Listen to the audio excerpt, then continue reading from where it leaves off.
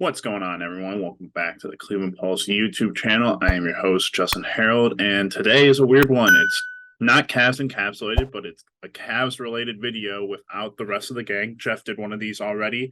Logan, I believe, is recording one, or it may have gone up right now while I am recording mine. But going to talk about three things here. Cavs clinching playoff spot. Great thing. First time since 1998, I believe, before I was born, since LeBron. That was the last time the Cavs clinched a playoff spot. And then this preview for the Knicks game tonight and kind of the, little bit added on about playoff expectations, potential series with this one. And then I'm going to talk about Darius Garland and how his season kind of went with these, last 5 games, remaining, kind of just look back and see what happened, comparatively to last year when he took his leap. So gonna get into all that stuff, but just wanted to say really quickly, if you guys have been watching, please make sure you are subscribing, liking, commenting, and hitting the bell notification so you guys get reminders for when we do upload videos. Lots of Cavs stuff going on. Browns free agency still going on.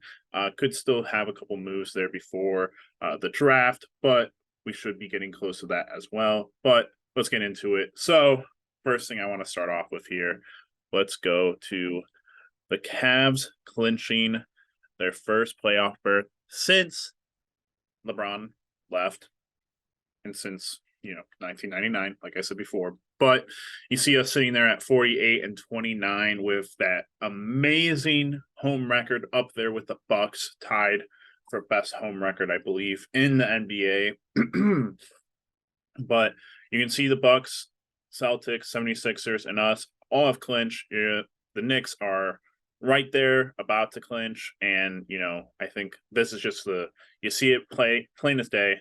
4-5, the Cavs versus the Knicks. The storyline is just too good for this not to happen at this point. I would have loved for the Cavs to push into the third spot so that they wouldn't have to go up against, I believe, the Bucks after their first round, but something to not worry about until after we play our first round.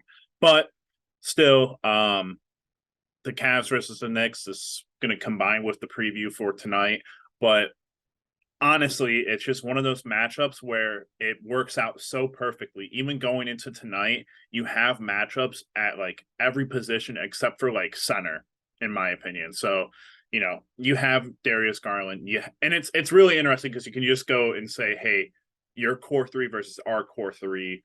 And I know people want to add Jared Allen as, the core four and whatnot, but these are your three, moving forward, all-star players, premier players: Darius Garland, Donovan Mitchell, Evan Mobley, versus the Knicks, RJ Barrett, Jalen Brunson, Julius Randle.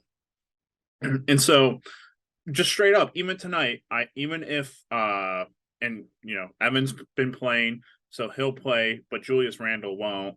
But I don't know that Jared Allen's going to be back tonight. And then you got Jalen Brunson and RJ Barrett versus Darius Garland and Donovan Mitchell. I'm saying we're winning this game just because of all the noise that, again, the last time, we heard that someone wanted a favorable matchup, a winnable matchup against the Cavs, because that's the storyline going on right now with Knicks fans. It's like, oh, they're getting such a blessing that they're getting the Cavs instead of the 76ers or some nonsense like that. But,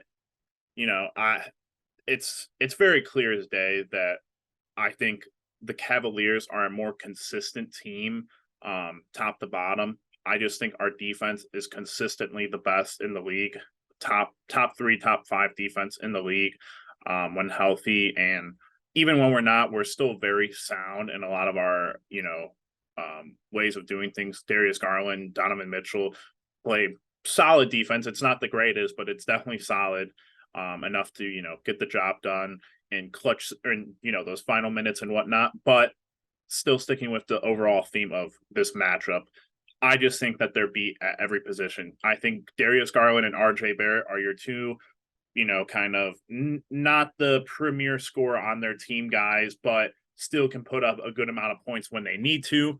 I think, again, Garland provides that passing asset to it as well as just being more consistent than RJ Barrett. RJ Barrett is a very up and down player, in my opinion. Then you move on to, a matchup that is, it makes sense in hindsight, but really you're comparing apples to oranges with Donovan Mitchell to Jalen Brunson. So obviously Donovan Mitchell wins that matchup. And then Evan Mobley versus Julius Randle. You get a test for Evan Mobley in the playoffs against a all-star caliber player. He's not an all-star right now, in my opinion, but all-star caliber. He's also a very up and down player. This is a very good matchup for the Cavs. Their first playoff series, people were thinking, hey, this is an easy matchup for the Knicks and the Nets, the Heat. No, it's not. And people are going to learn that really quickly. But this is a great test, a great matchup for the Cavs to get some experience and get a good playoff series win over. Honestly, I'm very much looking forward to this. I'm going to be at one of those games. I'm going to be at one of those 2 first home games. So that's what I'm going to start with. Then we're going to end and get on to Darius Garland over here. Yeah, so moving on to Darius Garland and the season that he's had. Obviously, you can see up here, 6 games played. He missed a lot of those first 10, obviously with his eye getting poked multiple times throughout the season, but very specifically in the beginning part. But you can see 21.7 points, 7.8 rebounds, 7.8 assists, 2.7 rebounds, with a 46.6 field goal percentage, 40% 3-point field goal percentage, and then 86 for free throws. We'll go down and compare it to last season when he had his jump, and I want to try to make it a little bit bigger here if I can. Oh, that did not just. What the hell? All right. Go up over here. 1, 2. All right. So as you guys can see, his 2021-2022 All-Star season compared to this season. Let's just go right over to the meat and bones of it. So obviously 21.7, same as last year, which is very good in consideration to, you think of him being the primary scorer, primary guy last year, and now Evan, taking his leap towards the end of this season, and obviously the addition of Donovan Mitchell, being able to have that same output offensively is great for him. Defensively, nothing really changes. I think his defense last season was solid. I think it's been solid again this season. The assist numbers, it was really odd because in the beginning of the season when he was playing, he was above that 8.6 number. I believe he was at 8.8, encroaching on 9. And then the All-Star break was coming up and he started to go less and less. And then coming out of the All-Star break, it was less and less as well. So hopefully in the playoffs, I hope this number is insane. I hope that if he averaged 20 and 10 in a playoff series, in the playoffs, that would make me insanely happy as a Cavs fan in general, just with how he's, and I think he should take that kind of, objective and make that his thing. Same thing with Evan Mobley. He should be a 20 and 10 player. Darius should be a 20 and 10 player. Donovan should be your guy who's getting 30 and, obscure 6 and 7 and whatnot, 5 and 7, 5 and 6, whatever in the playoffs. But honestly, not too worried about that assist number. I think it'll, get better especially when we figure out lineups again. We're going to have to figure out lineups again because I think a lot of this is because of our catch and shoot and the fact that we don't have a lot of guys that can do that right now outside of Garland and Mitchell. So that's that. His free throw percentage from last year is down pretty badly, but it's up from the 2 years prior. Not a bad number. 8.6 is pretty good.